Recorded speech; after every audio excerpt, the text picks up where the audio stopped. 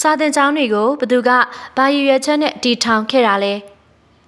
အနာဂတ်မှာပညာတတ်မျိုးဆက်သစ်ကလေးတွေကိုပဲရှိစေချင်ပြီးပညာတတ်ဆရာမတွေနိုင်ငံနဲ့လူမျိုးကိုအကျိုးပြုနိုင်မဲ့ကျွမ်းကျင်ပညာရှင်တွေကိုမွေးထုတ်ချင်လို့လားဒါမှမဟုတ်ရင်အစိုးရအကြောင်းနဲ့ကိုယ်ပိုင်အကြောင်းလို့ခွဲခြားလိုက်ပြီးတော့ပညာရေးကိုခုတုံးလို့ချမ်းသာတဲ့သူကကိုယ်ပိုင်အကြောင်းမှာတက်ရပြီးဆင်းရဲတဲ့သူကအစိုးရအကြောင်းမှာတက်ရမယ်တကယ်ကျွမ်းကျင်တဲ့ဆရာမတွေကိုကိုယ်ပိုင်အကြောင်းတွေကလားစာအများကြီးပေးပြီးအလုပ်ခန့်ထားအမှတ်40လောက်နဲ့ကတ်အောင်ပြီးဆရာမဖြစ်လာကြတဲ့သူတွေကိုအစိုးရအကြောင်းမှာအလုပ်ခံပြီးမသိတဲ့သူကိုမတတ်တဲ့သူကဆရာလုပ်စေချင်လို့စာသင်ကျောင်းတွေကိုတီထောင်ခဲ့တာလားခေတ်ကာလတွေတိုးတက်ပြောင်းလဲလာတာနဲ့အမျှတုံးနဲ့အားတဲ့လူတွေကခံရပြီးလဲတဲ့သူတွေကခံရမဲ့ခေတ်ကိုရောက်လာခဲ့က2022ခုနှစ်စွန်လလောက်ကပေါ့ကိုပိုင်ထက်တန်းကျောင်းတစ်ကျောင်းကချမ်းသာတဲ့လူဆင်းရဲတဲ့လူမခွဲခြားပဲပတ်စံတနိုင်တဲ့လူတိုင်းတက်ရတဲ့ကျောင်းတစ်ကျောင်းရှိပါတယ်အဲ့ဒီကျောင်းကယူနီဖောင်းဖိုးကအစအစည်းကြီးပေးရတဲ့ကျောင်းတစ်ကျောင်းပါဒီနေ့မှာတော့စာသင်ခန်းထဲမှာသင်ချာဆရာတယောက်ကစာသင်နေတော့ကောင်လေးတယောက်ကတော့စာရီကိုမှတ်စုလိုက်မှတ်နေပေမဲ့တခြားကျောင်းသားတွေကတော့ဆရာရဲ့နောက်ွယ်မှာဂိမ်းဆော့တဲ့သူကဆော့တရေကျောင်းအိပ်ပျော်နေတဲ့သူကအိပ်ပျော်နဲ့ဖြစ်ချင်တိုင်းဖြစ်နေပါတယ်စာသင်ပေးတဲ့ဆရာကနားလေလားဆိုပြီးတော့တခွန်မှမမေပဲတင်မုံပေါ်မှာတွက်ချင်တာတွက်သွားပြီးပြီးရောလုတ်ခဲ့ကအိမ်စာပါပြီးသွားပါတယ်အဲ့ဒီချိန်မှာကျောင်းခေါင်းလောင်းထိုးပြီးစာသင်ချိန်တစ်ချိန်ကုန်သွားခဲ့ပါပြီစာသင်ချိန်မှာမတ်စုတွေလိုက်မှတ်ပြီးတလုံးမှနားမလဲဖြစ်နေတဲ့ကောင်လေးနာမည်ကတော့အာဘီပဲဖြစ်ပါတယ်ကျောင်းကနေအိမ်ပြန်ရောက်တော့သူ့ရဲ့အဖေကသူ့ကိုဆောင်ရွက်တရက်မှာလက်မှတ်ထိုးခိုင်းခဲ့ပါတယ်။အာဘီကလည်းဘာစာမှမဖတ်ပဲလက်မှတ်ထိုးပေးခဲ့ပြီးတဲ့နောက်မိဖို့ကျောင်းအခန်းထဲမှာရှိတဲ့အမေစီလာပြီးအမေသူကဘာတူလဲလို့မေတော့အာဘီရဲ့အမေကင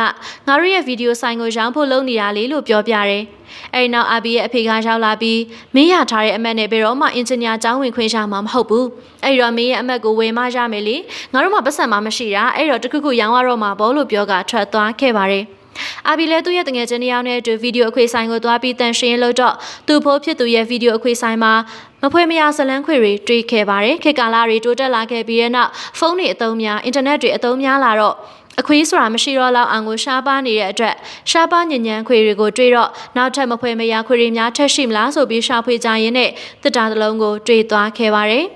တစ်တာကိုလည်းဖွင့်ကြည့်လိုက်တော့ဗီဒီယိုအခွေတွေမဟုတ်ဘဲနဲ့ကက်ဆက်တိတ်ခွေတွေဖြစ်နေခဲ့ပါတယ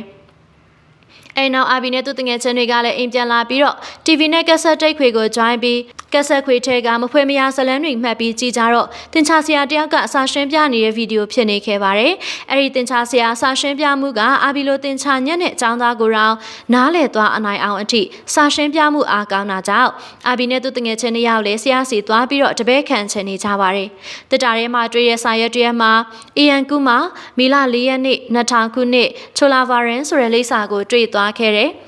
အဲ့လိစာကအာဘီရိုနေတဲ့နေရာနဲ့ကီလို40လောက်ပဲဝေးတာကြောင့်အဲ့ဒီကိုလိုက်သွားခဲ့ကြပါတယ်။ချိုလာဗာရင်စင်ချေဖုံးရှက်ကွက်ကနေရာတိုင်းမှာလိုက်ရှာခဲ့ပေမဲ့ဘယ်နေရာမှAM ကူမာစရလူကိုရှာမတွေ့ခဲ့ပါဘူး။အဲ့နောက်မှာချိုလာဗာရင်ရက်ကွက်ကအစိုးရအကြောင်းတစ်ကြောင်းမှာအလုံးလုံးနေတဲ့လူတယောက်ကိုသွားမိတော့မှ AM ကူမာကအကြောင်းဆရာမဟုတ်ပဲအန်ဒရာမှာအလုံးလုံးနေတဲ့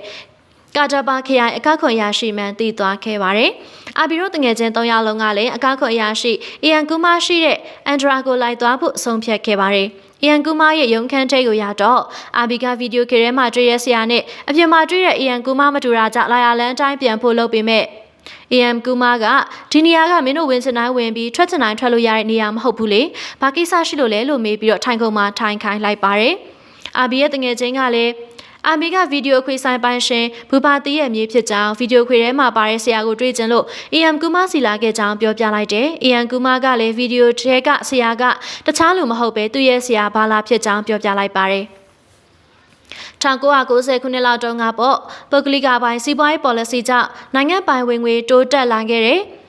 လူနေမှုအဆင့်တန်းတွေမြင့်မားလာခဲ့တယ်။လူတိုင်းကလည်းပညာရေးကြောင့်သူတို့ဘဝတွေပိုကောင်းလာမယ်လို့ယုံကြည်နေကြတယ်။ professional အလုပ်တွေဖြစ်တဲ့ဆရာဝန်နဲ့ engineer လိုအပ်ချက်တွေများလာကြတယ်။အဲ့ဒါကိုအရင်ကြီးဖြစ်လို့ပြီးတချို့လူတွေကပညာရေးကိုစီးပွားရေးဖြစ်ပြောင်းလဲချင်နေကြတယ်။သူတို့က TNPCEE ပေါ်ရာဆောင်ကိုဖွင့်လာကြတယ်။ပညာရေးသွေးကောင်းအောင်ဆိုပြီးတော့သူတို့ကျောင်းတွေရဲ့ပညာသင်စရိတ်ကိုတိုးမြှင့်ခဲ့ကြတယ်။တစ်ချိန်တည်းမှာပဲအစိုးရကျောင်းတွေကိုမဖွင့်ပေးနိုင်တော့ဘူး။အစိုးရကျောင်းတွေမှာဆရာတွေကိုလားစာတော့မပေးနိုင်တော့တာကြောင့်ကျောင်းဆရာတွေကလည်းပုဂ္ဂလိကကျောင်းတွေမှာတွားအလုပ်လုပ်ကြရတယ်။ဒီပေါ်ရာကအတွေ့အကြုံရှိတဲ့ကျောင်းဆရာတွေကိုလားစာကောင်းကောင်းပေးထားတာကြောင့်ကျောင်းဆရာတွေကလည်းကန့်လန့်ချက်ကိုလက်ခံကြတယ်။ ပတ်စံမတက်နိုင်တဲ့ဆင်းရဲသားတွေကလည်းအစိုးရကျောင်းတွေမဖွင့်ခိုင်းတဲ့ပညာရေးဝန်ကြီးကိုဆန္ဒပြခဲ့ကြတယ်။ဒီကိစ္စတွေကိုသိသွားတဲ့တီရူပတိကျောင်းရဲ့တီထောင်သူစီရီနီဗက်စ်ကတော့အစီအစဉ်ကြီးတစ်ခုကိုဆွဲခဲ့ပါတယ်။တီရူပတိကကိုပိုင်ထက်တန်းကျောင်းတွေအားလုံးကိုအစိုးရကျောင်းတွေနဲ့တွဲလုပ်မှဖြစ်ပြီးတော့ဆရာတွေမရှိတဲ့အစိုးရကျောင်းတွေအားလုံးကိုကိုပိုင်ကျောင်းတွေကဆရာတွေလွှတ်ပြီးသင်ခိုင်းမယ့်အကြောင်းသတင်းစာရှင်းလင်းပွဲတစ်ခုမှာပြောပြီးတော့ကတိပေးခဲ့ပါတယ်။အဲဒီနောက်တီရူပတိကအခြားစီးပွားရေးလုပ်ငန်းရှင်တွေကအပြစ်တင်ပြောဆိုနေကြတော့တီရူပတိကသူတို့ကျောင်းတွေကတက်ကျွမ်းတဲ့ဆရာတွေကိုလွှတ်မှာမဟုတ်ပဲတတိယရန်စာလက်ထောက်ဆရာတွေကိုသာလွှတ်မဲ့အကြောင်းပြန်ပြောပြလိုက်ပါတယ်။ညဘက်ရောက်တော့ကျောင်းသားတယောက်ကဗော်လီပွဲလောင်းတာပထမဆုံးရှုံးပြီးတော့ရူပီ100တောင်းပြီးနောက်တော့1000လိုချင်တယ်လို့ပြောကသူ့ကိုအနိုင်ကျင့်တဲ့အကြောင်းသူတို့ရဲ့ဆရာကိုဖုန်းဆက်ပြောနေခဲ့ပါတယ်။ဆရာဖြစ်သူကလည်းသူတပည့်တွေရဲ့ပြဿနာကိုဖြေရှင်းပေးနိုင်ဖို့အတွက်လူမိုက်တွေကိုရူပီ600ပေးပြီးဖြေရှင်းပေးလိုက်ပါတယ်။အဲဒီနောက်ဆရာဖြစ်သူကစာချက်ချိန်မှာစာမချက်ပဲဗော်လီဘောလောင်းနဲ့သူ့ရဲ့တပည့်ကိုစုနေရင်းနဲ့သူ့တပည့်ရဲ့လက်မှာတရားရနေတာကိုတွေ့သွားခဲ့ပါတယ်။ဒါပေမဲ့အဲ့ဒီတရားကလူမိုက်တွေရဲ့လက်ချက်ကြောင့်ရလာတဲ့တရားမှန်းသိသွားတော့ဆရာဖြစ်သူကလည်းသူ့ရဲ့တပည့်တွေကိုကိုထီလက်ရောက်ရိုက်တဲ့လူငယ်တွေကိုမှတ်လောက်သားလောက်ဖြစ်အောင်ပြန်ဆုံးမခဲ့ပါတယ်။အဲ့ဒီဆရာကတော့တခြားလူမဟုတ်ပဲ EM ကူမာရဲ့ဆရာဗလာမူရူကန်ပဲဖြစ်ပါတယ်။သူကတီရူပတိကျောင်းကတတိယရန်လက်ထောက်ဆရာပါ။နောက်တနေ့မနေ့ရောက်တော့တီရူပတိကကျောင်းကဆရာတွေအားလုံးကိုခေါ်ပြီးတော့အစည်းအဝေးလုပ်ပြီးအစိုးရကျောင်းတွေမှာစာသွားသင်ပေးဖို့အောင်ချက်ကောင်းရာထူးတိုးပေးမဲ့အကြောင်းပြောခဲ့တယ်။ဆရာဘာလာကလည်းတီရူပတိရဲ့စိန်ခေါ်မှုကိုသဘောကျသွားခဲ့ပါတယ်။ညဘက်ရောက်တော့ဘာလာကသူ့ရဲ့ဦးလေးအိမ်ကိုသွားပြီးဆုံးမစကားတွေကိုနားထောင်ကအိမ်ပြန်လာတော့ဆရာဘာလာရဲ့အဖေကအိမ်ရှိကခုံမထိုင်နေလျက်စောင့်နေရတာဖြစ်နေပါတယ်။တာဖာနှစ်ယောက်သားတူတူစကားပြောနေကြရင်နောက်တနေ့မနေ့ရောက်တော့ဘာလာကစင်ချေပုံရက်ွက်လေးတစ်ခုဖြစ်တဲ့ချိုလာဗာရန်ရက်ွက်ကအစိုးရကျောင်းကိုသွားပြီးစာသင်ဖို့အခြားကိုပိုင်ကျောင်းနှစ်ကျောင်းကဆရာနှစ်ယောက်နဲ့အတူလေးဘင်းကအသေးစားလေးစီးပြီးခီးဆက်ခဲ့ပါတယ်။ချိုလာဗာရန်ရက်ွက်ကိုရောက်တော့ညီနဲ့နေပြီးဖြစ်တာကြောင့်၃ယောက်သားအနားယူဖို့အခန်းခွဲခဲ့ကြပါတယ်။နောက်တနေ့မနေ့ချိုလာဗာရန်ကျောင်းမှာကလေးတွေကိုစာသင်ပေးဖို့သွားတော့စာသင်ခန်းထဲမှာကလေးတွေကလည်းစုံစုံလင်လင်ရောက်နေကြပြီးဆရာဘာလာကိုကြိုဆိုနေကြပါတယ်။ဆရာဘာလာကလည်းကလေးတွေနဲ့ပျော်ပျော်ကြီးမိတ်ဆက်ပြီးပထမဆုံးစာသင်တဲ့နေ့ကိုတော့ဖြတ်သန်းခဲ့ပါတယ်။ဒါပေမဲ့နောက်တနေ့မနေ့ရောက်တော့စာသင်ခန်းထဲမှာကလေးတွေကရှိမနေခဲ့ပါဘူး။ဆရာကကျောင်းကြီးစီအကြောင်းဆောင်သွားမိခဲ့ပြီးအဖြစ်ပြက်အကုန်လုံးကိုသိပြီးတဲ့နောက်စိတ်ဓာတ်ကျနေချိန်ဆရာဘာလာသဘောကျနေရတဲ့ချိုလာဗာရင်ကျောင်းကဇီဝဗီရာဆရာမလေးမီနက်ရှိနဲ့စကားပြောဖြစ်ပြီးတော့၃ရက်အတွင်းကျောင်းသားတွေကျောင်းလာတက်အောင်လုပ်ပြမယ်ဆိုပြီးစိန်ခေါ်ခဲ့ပါတယ်။အဲ့နောက်ကျောင်းသားတွေရဲ့အိမ်တွေကိုလိုက်သွားပြီးတော့ကျောင်းတက်ခိုင်းဖို့ခေါ်ကြပြီးမဲ့သူတို့တွေရဲ့မိဘတွေကတော့ကျောင်းမတက်စေချင်ပဲပတ်စံပဲရှာခိုင်းချင်နေကြပါတယ်။နောက်ဆုံးမှာတော့ဆရာဘာလာကရွာသူကြီးရဲ့အိမ်ထိသွားပြီးသမီးဖြစ်သူကိုကျောင်းလွှတ်ဖို့ပြောပေမဲ့တကြီးကမင်းကလေးပဲရေးတက်ဖက်တက်ရပြီးရင်သူတို့ကိုလက်ထပ်ပေးပြီးတခြားအိမ်ပို့ရမှာပဲလေလို့ပြောတော့ဆရာဘာလာကသူ့စာသင်ခန်းကကျောင်းသားတွေနဲ့သူတို့ရဲ့မိဘတွေကိုခေါ်ပြီးတော့အစည်းအဝေးလုပ်ဖို့ရွာသူကြီးစီမှာအကူအညီတောင်းခဲ့ပါတော့တယ်။အဲ့နောက်မှာရွာလူကြီးကပတ်စံရှာနိုင်ဖို့ပဲလိုတယ်။ပညာတတ်ဖို့မလိုဘူးလို့ဆရာဘာလာကိုပြောတော့ကျောင်းသားတွေရဲ့မိဘတွေကရွာလူကြီးကိုလက်ခုပ်တီးပြီးအားပေးကြတယ်။ဒီတော့ဆရာဘာလာကလည်းရာမီရှာရွာမှာလှေသမားတဦးရှိတယ်။သူ့မှာဇနီးတယောက်ကလေး9ယောက်ရှိတယ်။သူတို့မိသားစုကဆင်းရဲတယ်။ဒါပေမဲ့သူတို့ကလေးတွေကိုပညာသင်ပေးတယ်။သူတို့လင်မယားကတော့အစာခံပေမဲ့သူတို့ကလေးတွေကိုတော့ဝဝလင်လင်ကြွေးကြတယ်။အမေဖြစ်သူလှုပ်ပြီးတဲ့ရှာကူခေါင်းမှာမော်တချို့ရှိတယ်။သားငယ်ဆုံးကအစာအရန်စူးစားတယ်။သူကမာဒရက်နီးပညာတက္ကသိုလ်မှာအင်ဂျင်နီယာပညာသင်ယူခဲ့တာ။သိပ္ပံပညာရှင်တယောက်ဖြစ်လာပြီးသူ့ကိုဒုံးကြည်လူလို့ခေါ်ကြတယ်။သူ့နာမည်က APJ Abdul Kalam လှေသမားကသာငါသားဘာလို့စာသင်ရမှာလဲ။သူသာငါလို့ကိုကူပေးရင်ငါပတ်စံအပိုနည်းနည်းရှာနိုင်မှာပေါ့လို့တွေးခဲ့ရင်တိုင်းပြည်နယ်လူမျိုးကိုဂုံတက်စေတဲ့သိပ္ပံပညာရှင်တယောက်ကိုဆုံးရှုံးရလိမ့်မယ်ဆိုပြီးတော့ပုံမြင်တစ်ပုတ်ပြောပြပြီးတဲ့နောက်တကြီးက investor ကိုတော့ဆရာလို့ခေါ်ပြီးရမကရောင်းတဲ့သူကိုတော့ဟေးစီသူလို့ခေါ်တယ်။နီလန်များကြီးနဲ့ပတ်စံရှာနိုင်ပေမဲ့ပညာရေးကပဲလေးစားမှုရအောင်လုပ်ပေးနိုင်လိမ့်မယ်လို့ဆရာကြီးကိုပြောလိုက်တယ်။ဆရာဘာလာရဲ့စကားတွေကြောင့်ကျောင်းသားတွေရဲ့မိဘတွေကလည်းအားပေးခဲ့ကြပြီးတော့သူတို့ရဲ့သားသမီးတွေကိုကျောင်းတက်ခိုင်းဖို့လုပ်ပါတော့တယ်။ဆရာဘာလာကတော့ဆရာမလေးမီနက်ရှိနဲ့စိန်ခေါ်မှုကိုအပြတ်သက်အနိုင်ရသွားတာကြောင့်ဆရာမလေးကလည်းဆရာဘာလာကိုချီးကျူးပါတော့တယ်။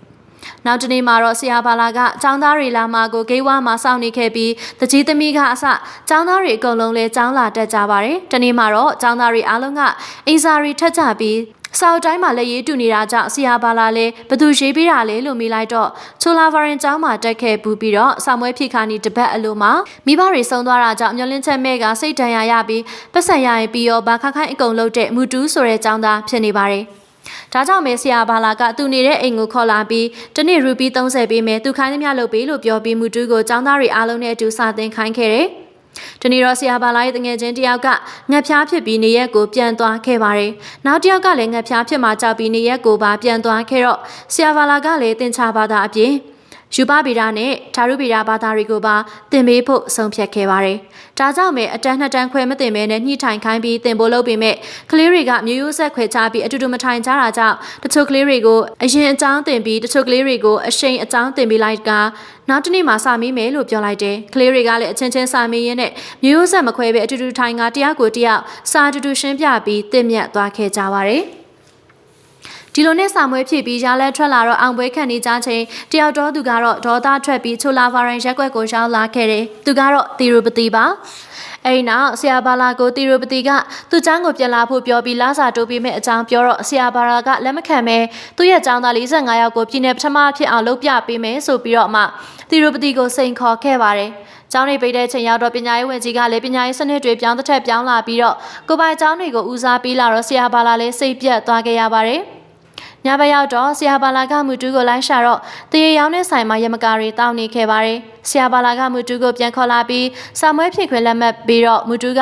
စာရွက်ကုန်ပြီးရှို့ပြီးကျွန်တော်မှအဖေနဲ့မေမရှိတော့ဘူး။အခုအကိုကပါသွားတော့မှဘသူအတွက်စာမွေးဖြစ်ရအောင်မလဲဆိုပြီးဆရာဘာလာကိုမေးပါတော့တယ်။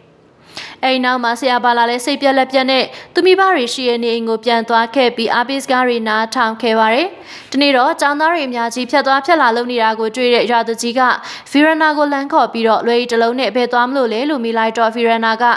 အတန်းသွားတက်မလို့လေဆိုပြီးပြန်ပြောပါတယ်။ရာသူကြီးနဲ့အတူသူလူတွေကလည်းအနောက်ကနေလိုက်သွားကြည့်တော့ဆရာဘာလာကရွာထဲမှာဝါတဲထိုးပြီးစာသင်ခန်းဖွင့်ထားမှန်းသိသွားတာကြောင့်တီရိုပတိစီကိုဖုန်းဆက်ပါတယ်။အဲနောက်မှာရာတကြီးကသူလူတွေကိုဘသူနယ်မြေလဲတီးရအောင်စုံစမ်းခိုင်းပြီးနောက်တနေ့မှာတော့ကလေးတွေအတန်းလာတက်ခါနေအချိန်မှာတကြီးရဲ့လူတွေကစာသင်ခန်းကိုလာပြီးဖျက်ဆီးကြပါတယ်။ဆရာဘာလာလည်းတကြီးရဲ့လူတွေကိုပြန်ချတော့အင်ဗက်စတာကဆရာဘာလာကိုလာဖမ်းပါတယ်။အင်ဗက်စတာကတကြီးကចောင်းသားတွေကလည်းဆရာဘာလာကိုလွတ်ပေးဖို့စကန်ရှိမှာစုပူနေကြတဲ့အပြင်တကြီးရဲ့သမီးပါပါကြောင်းပြောပြတော့ရဲစကန်တီလိုက်လာပြီးသူသမီးကိုရိုက်လိုက်ကအိမ်ပြန်ခေါ်သွားပြီးចောင်းသားအလုံးရဲ့မိဘတွေကလည်းသူတို့ရဲ့ကလေးတွေကိုအိမ်ပြန်ခေါ်သွားခဲ့ပါတယ်။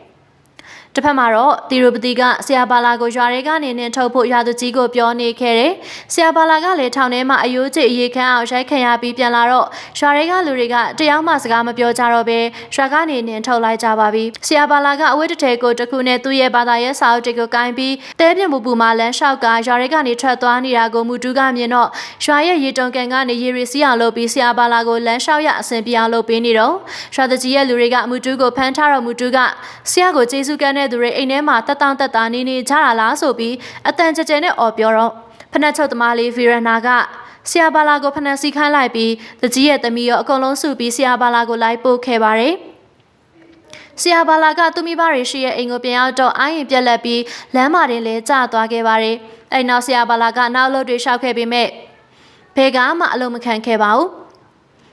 းတနေ့မှာတော့ဆရာမလေးမီနက်ရှိကဆရာဘာလာနေတဲ့အိမ်ထိလိုက်လာခဲ့တယ်။ဆရာဘာလာရဲ့အမိကလည်းဆရာမလေးမီနက်ရှိကိုချိန်မလေးအဖြစ်လက်ခံခဲ့ပါတယ်။ညဘက်ရောက်တော့ဆရာဘာလာကသူ့တပည့်တွေကိုစာသင်ပေးဖို့အကြောင်းစဉ်းစားရင်းဘူပါတီရဲ့မဖွယ်မရပြဆက်ရုံမှာဗီဒီယိုခွေပြပြီးစာသင်ဖို့အကြံရသွားခဲ့တယ်။ဒီလိုနဲ့မဖွယ်မရပြဆက်တွေပြနေတဲ့ရုပ်ရှင်ရုံမှာစာသင်ရင်းနဲ့ကလေးတွေအားလုံးစောင့်မွေးဖြည့်ဖို့အချိန်ကိုရှောင်လာပါပြီ။အဲ့နောက်ကလေးတွေအားလုံးလည်းနောက်ဆုံးဆောင်မွေးဖြည့်မဲ့ရက်မှာတီရိုပတိကသူ့လူတွေလွတ်ပြီးကလေးတွေကိုဆောင်မွေးမဖြည့်ရအောင်ကလေးတွေစီးတဲ့ဘတ်စကားကိုဝင်တားပါတယ်။ဒါပေမဲ့အဲ့ဒီဘတ်စကားပေါ်မှာဆရာဘာလာပါလာတာကိုတီရိုပတိရဲ့လူတွေကမသိကြပါဘူး။ဆရာဘာလာကတီရိုပတိရဲ့လူတွေကိုပညာပေးခဲ့ပြီးတော့ကလေးတွေကိုဆောင်မွေးဖြည့်ခန်းတဲ့ထိရောက်အောင်ပို့ပေးနိုင်ခဲ့ပါတယ်။ဆောင်မွေးရလဲထွက်လာတဲ့နေ့မှာတော့ဆရာဘာလာရဲ့တပည့်45ယောက်လုံးကပြည်နယ်ပထမအဆင့်ဝင်ပြီးစေချောင်းတက်ရတဲ့သူတွေလည်းရှိနေသလိုအင်ဂျင်နီယာတက္ကသိုလ်တက်ရတဲ့သူတွေလည်းပါခဲ့ပါတယ်။ဒါပေမဲ့45ယောက်ပဲပြည်နယ်ပထမအဆင့်ဝင်တာမဟုတ်ပဲ46ယောက်ဝင်တာဖြစ်နေခဲ့ပါတယ်။နောက်ဆုံးတော့တယောက်ကတော့အဆင့်1ရခဲ့တာဖြစ်ပြီးဇလန်တစ်ခုလုံးမှာမူတူးလို့သိခဲ့ကြတဲ့အကောက်ခွန်အရာရှိ AM ကူမာပဲဖြစ်နေခဲ့ပါတယ်။ ကျောင်းသားတွေအားလုံးကစာမွေးကိုအောင်မြင်မြင်ပြီးကြပေမဲ့တီရူပတီရဲ့အကြံဆိုးညံဆိုးတွေကတော့မပြီးနိုင်သေးပါဘူး။တီရူပတီကကျောင်းသား46ယောက်လုံးအတွက်ကျောင်းစည်းထောက်ပံ့ပေးမှဖြစ်ပြီးသူကျောင်းရဲ့စာသင်ကောင်းမှုကြောင့်46ယောက်လုံးပြည်내ပထမရတယ်လို့ပြောပေးဖို့ကတိတစ်ခုတောင်းကလက်မှတ်ထိုးခိုင်းခဲ့ပါတယ်။ကျောင်းသားအားလုံးကလည်းသူတို့ရဲ့ဆရာဘာလာကိုတိုင်ပင်ကြတော့